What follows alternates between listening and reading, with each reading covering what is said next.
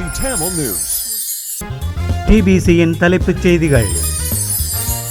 நாட்டைச் சூழவுள்ள ஆழமான மற்றும் ஆழமற்ற கடற்பரப்புகள் மற்றும் நிலப்பகுதிகள் குறித்து அவதானமாக இருக்குமாறு வளிமண்டலவியல் திணைக்களம் விடுத்துள்ள அறிவிப்பில் குறிப்பிடப்பட்டுள்ளது. அனர்த்தங்களில் சிக்கி இதுவரை 16 பேர் உயிரிழந்ததாகவும் அனர்த்த முகாமைத்துவ மத்திய நிலையம் தெரிவித்துள்ளது.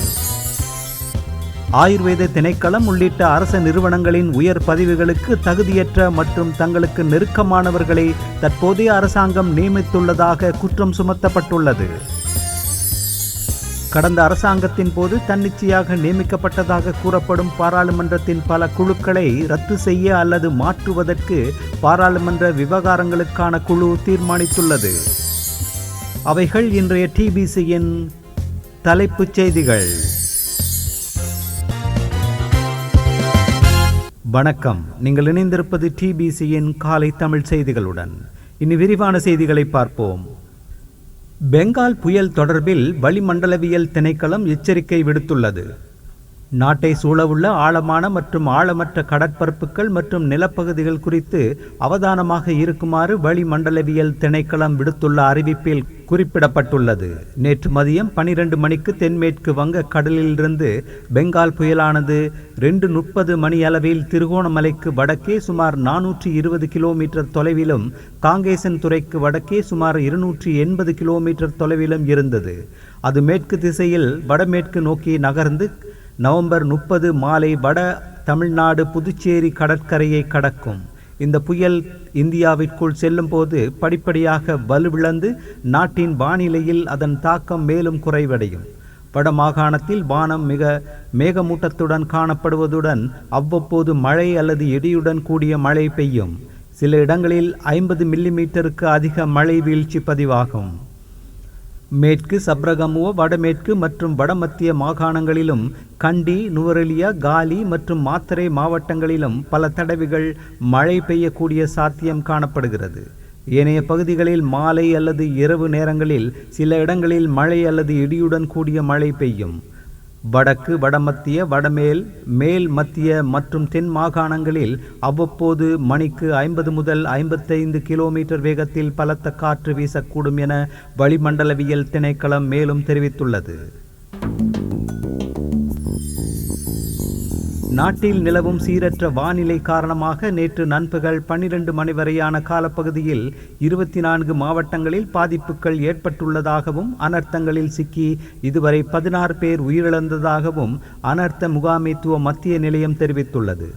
மழை, வெள்ளம் போன்ற அனர்த்தங்களால் 1,38,944 குடும்பங்களைச் சேர்ந்த 4,65,746 பேர் பாதிக்கப்பட்டுள்ளதாக அனர்த்த முகாமைத்துவ மத்திய நிலையம் மேலும் தெரிவித்துள்ளது. சீரற்ற வானிலையால் ஏற்பட்ட அனர்த்தத்தில் 98 வீடுகள் முழுமையாகவும் 2,333 வீடுகள் பகுதியளவிலும் சேதமடைந்துள்ளன. நாடளாவிய ரீதியில் 245 இடைத்தங்கல் முகாம்கள் அமைக்கப்பட்டுள்ள நிலையில் 8,984 குடும்பங்களைச் சேர்ந்த 29,596 பேர் இடைத்தங்கல் முகாம்களிலும் உறவினர்கள் வீடுகளிலும் தங்க வைக்கப்பட்டுள்ளனர்.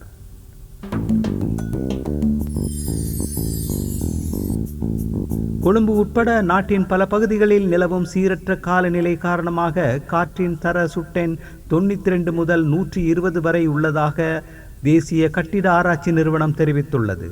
காற்றின் தர அறிக்கையின்படி பல நகர்ப்புறங்களில் காற்று சற்று ஆரோக்கியமற்ற நிலைக்கு உயரக்கூடும் எனவும் தெரிவிக்கப்பட்டுள்ளது.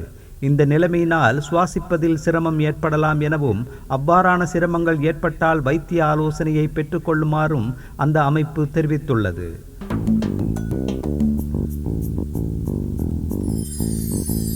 கடும் மழை காரணமாக சுமார் 3,90,000 ஏக்கர் விளைநிலங்கள் வெள்ளத்தினால் மூழ்கியுள்ளதாக விவசாய மற்றும் கமநல காப்புறுதி சபை தெரிவித்துள்ளது. பொலன்னறுவை மாவட்டத்தில் நீரில் மூழ்கிய விளைநிலங்களுக்கு சேத மதிப்பீடு நாளை ஆரம்பமாகும் என சபையின் தலைவர் பிரேமசிறி ஜாசிங்க ஆராய்ச்சி தெரிவித்துள்ளார். அம்பாறை மற்றும் மட்டக்களப்பு மாவட்டங்களில் அதிகளவான விவசாய நிலங்கள் நீரில் மூழ்கியுள்ளன.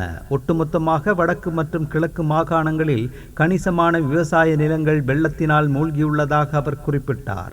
20 லட்சம் ரூபாய் வரை இழப்பீடு வழங்கப்படும்.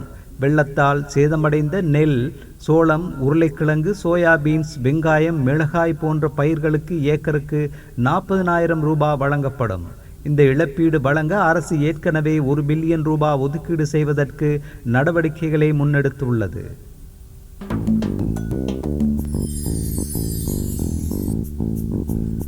ஆயுர்வேத திணைக்களம் உள்ளிட்ட அரச நிறுவனங்களின் உயர் பதவிகளுக்கு தகுதியற்ற மற்றும் தங்களுக்கு நெருக்கமானவர்களை தற்போதைய அரசாங்கம் நியமித்துள்ளதாக குற்றம் சுமத்தப்பட்டுள்ளது. கொழும்பில் இடம்பெற்ற செய்தியாளர் சந்திப்பில் கலந்து கொண்டு கருத்துரைத்த இலங்கை ஆயுர்வேத மருத்துவ அதிகாரிகளின் ஒன்றிணைந்த அமைப்பின் தலைவர் வைத்தியர் விமுக்தி டி சொய்சா இதனை தெரிவித்துள்ளார். தகுதியற்ற மற்றும் தங்களுக்கு நெருக்கமானவர்களை உயர் பதவிகளுக்கு நியமிக்கும் செயற்பாடுகளை தற்போதைய அரசாங்கம் ஆயுர்வேத திணைக்களத்திலிருந்து ஆரம்பித்துள்ளதா எனவும் அவர் கேள்வி எழுப்பியுள்ளார். இவ்வாறான நியமனங்கள் ஊடாக அரசு ஆயுர்வேத சேவை உள்ளடக்கிய அரசு சேவையை கேள்விக்குறியாக்க வேண்டாம் என அரசாங்கத்திடம் கோருவதாகவும் ஆயுர்வேத மருத்துவ அதிகாரிகளின் ஒன்றிணைந்த அமைப்பின் தலைவர் வைத்தியர் விமுக்தி டி சொய்சா குறிப்பிட்டுள்ளார்.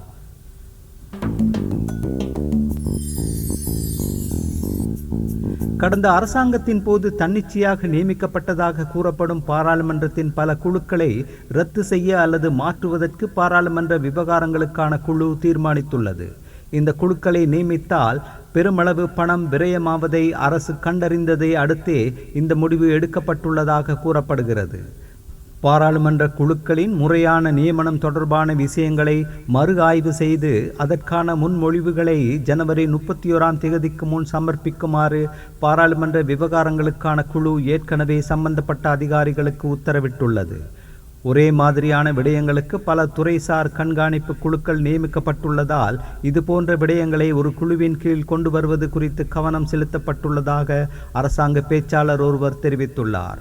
குறிப்பாக பொருளாதாரத்தின் பல்வேறு துறைகளுடன் தொடர்புடைய பல துறைசார் கண்காணிப்பு குழுக்கள் கடந்த காலங்களில் நியமிக்கப்பட்டுள்ளதாகவும் இவற்றை ஒரே குழுவின் கீழ் கொண்டு வர முடியும் எனவும் அவர் குறிப்பிட்டுள்ளார்.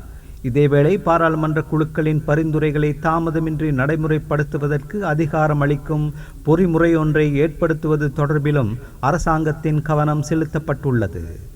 அந்த செய்திகளோடு நிறைவுக்கு வருவது டிபிசியின் இன்றைய காலை தமிழ் செய்திகள். மீண்டும் மாலை செய்திகளோடு மீண்டும் சந்திப்போம். வணக்கம்.